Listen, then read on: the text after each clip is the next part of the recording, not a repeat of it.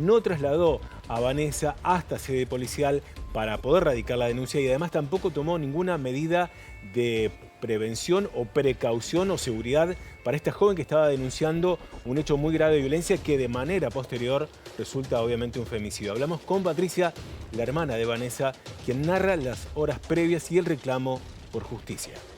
La noche anterior ocurrido el caso, se llamó muchísimas, alrededor de 100 llamadas se llamó a la policía, porque el agresor la había golpeado a ella y a otro chico que estaba caminando con ella.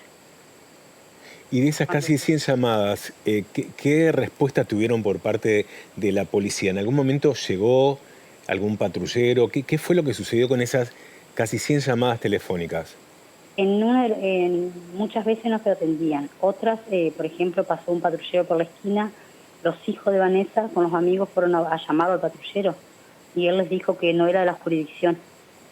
No tenemos jurisdicción en estos casos, para eso está la ley Micaela, para que se acuda en el primer llamado. A la hora llegó una patrulla, Vanessa le comentó lo sucedido, le mostró el moretón que tenía que él les pegó y la respuesta de ellos fueron que al otro día haga la denuncia. Ustedes tienen documentado esas llamadas a la policía que no fueron respondidas. Sí, está todas las capturas, las llamadas, está todo.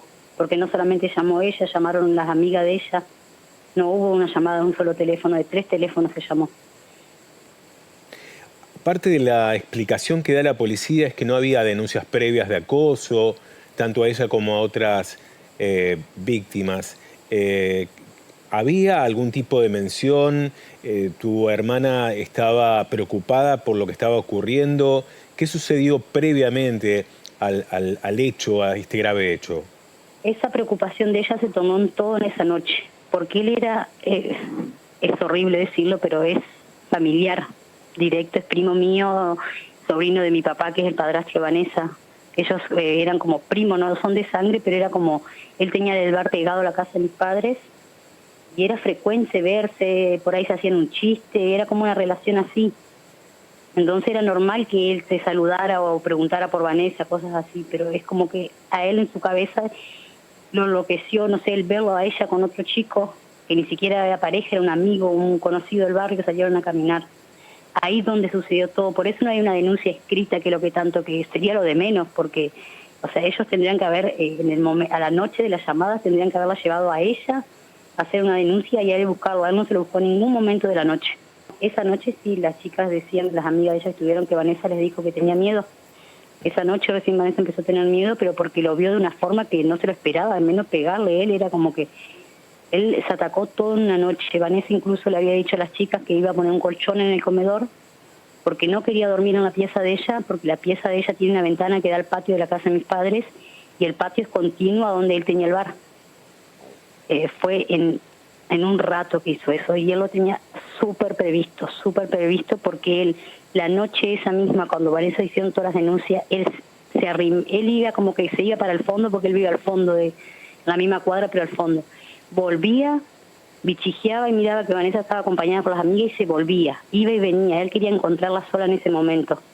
No ha dormido en toda la noche, porque él, al ser vecino, pariente, él sabía todos los movimientos, sabía que mi mamá se iba a tal hora, sabía que mi papá es un hombre de 77 años, él tiene su huertita, él siempre a tal hora, a la misma hora, todos los días se ocupaba de su huertita, que está al fondo de la casa, en el patio.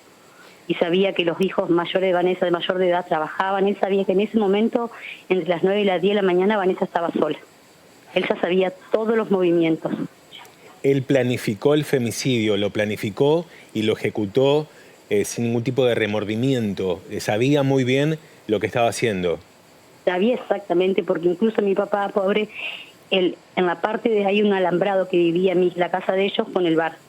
En el alambrado mi papá después descubrió un hueco hecho, tapado con una madera. O sea, él tenía en su mente hacer eso y escaparse por ahí. Nosotros queremos que se haga justicia por ella, que lo condenen lo máximo posible, porque no se merece otra cosa. Él dejó toda una familia destruida, hijos, padres, hermanos. Ella no se merecía, nadie se merece esto.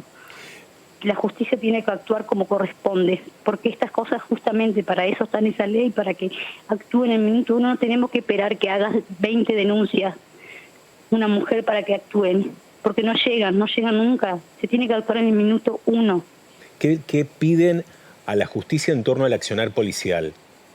Que se investigue todo, porque ellos tienen registro de quién estaba en ese día, de quién fue la patrulla que fue, quiénes fueron el policía encargado que fue y le dijo a ella que vaya al otro día y haga la denuncia. Ellos tienen una parte responsable y si tienen que cumplir a lo que sea, que lo hagan también. Y compartimos con ustedes las imágenes de lo que es la movilización por Vanessa allí en Gualeguay. Vanessa de 39 años, 5 hijos, nietos. Bueno, un femicidio que se podía haber evitado si hubiese accionado rápidamente la policía.